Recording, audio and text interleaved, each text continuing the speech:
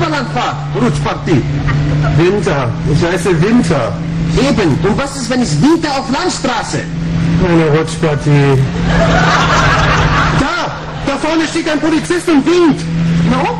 Nicht so freundlich zurück?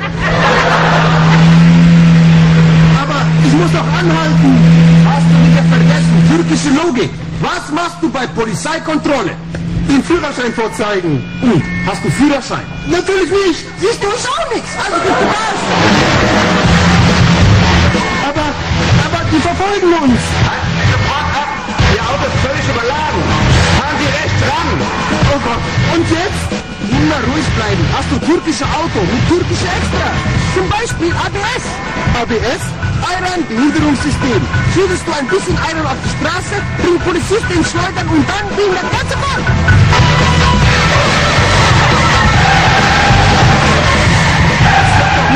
Sehen Sie, die folgen uns noch immer. Halten Sie ran, dann kommen wir zu Plan B. Plan B? Richtig. Hast du dich noch nie gefragt, warum der Autodach ist immer so viel überladen mit Gerumpe? Doch, eigentlich jedes Mal. Und heute lernst du. Sieh mal an Reißleine. Reißleine?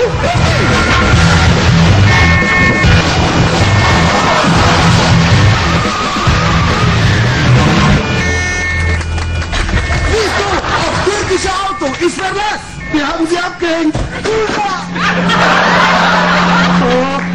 Oh mein Gott, begraben! Keine Angst. Hab eine türkische Airbag.